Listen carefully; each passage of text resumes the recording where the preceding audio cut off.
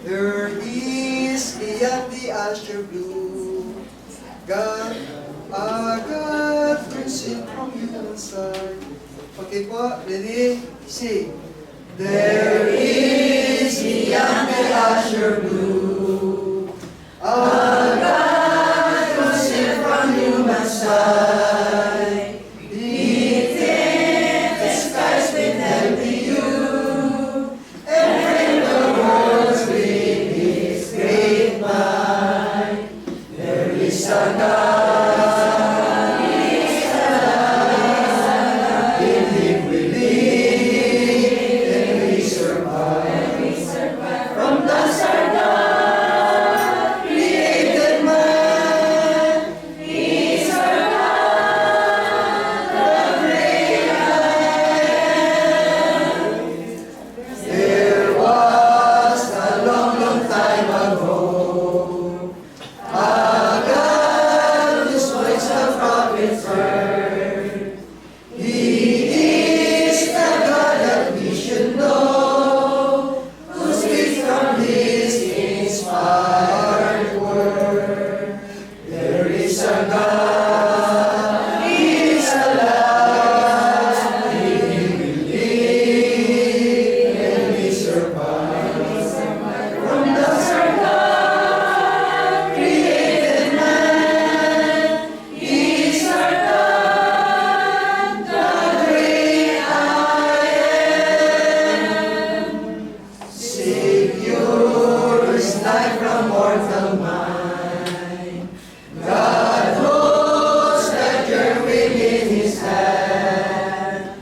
Though men may search, they cannot find, for God alone does understand.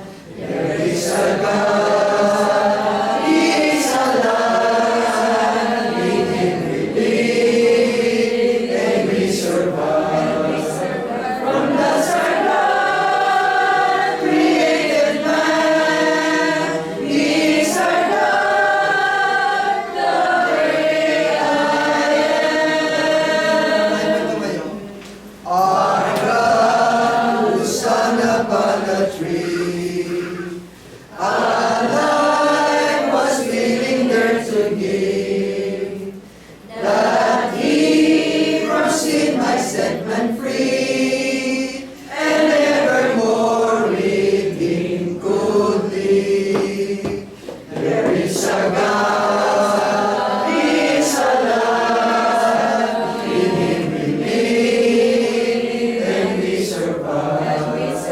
From the start, God created man. He is our God, the great I am.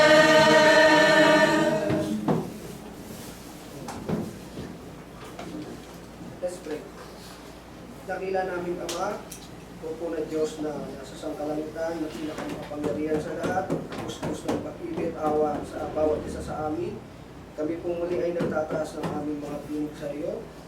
Pinupuri ka namin at sinasamba sa iyong dakilang pangalan, at sana po ay naging katanggap-tanggap at naging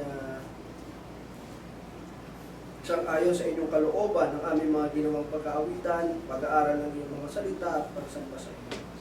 Salamat po, Panginoon, sa biyaya, patuloy na biyaya at pagpapala na inyo pong pinagkakaloob sa amin, ang aming kalakasan na tinataglay, ang mga bagay na tinatangkilik namin sa sanlibutan ito at ang aming mga kabuhayan. Salamat po na inyong niloob na pinagkalooban kami ng mapayapang environment sa buong panahon po ng aming pagsamba sa iyo. At kami po ay patuloy na humihingi sa iyo ng patnubay at gabay hanggang kami po ay makauwi sa aming mga kanya-kanya naming tahanan.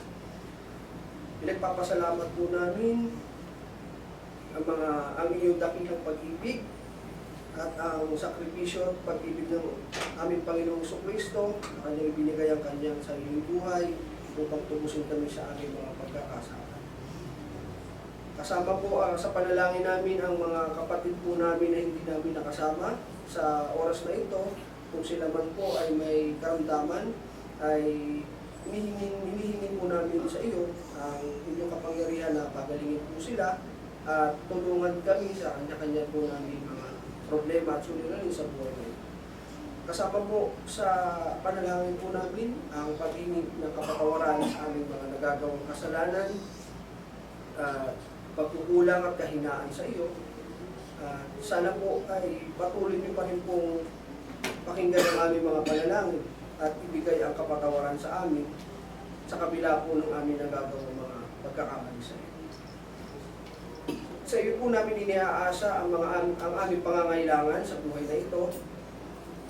Kasama po ang mga bagay na kahit na hindi nasambit ng aming ibig sa panalangin ito ay aming iniaasa sa iyo sapagkat alam namin na kayo ang makapangyarihan at lubos na nakakakilala sa amin. Lahat ng mga bagay na ito, kasama rin po ang mga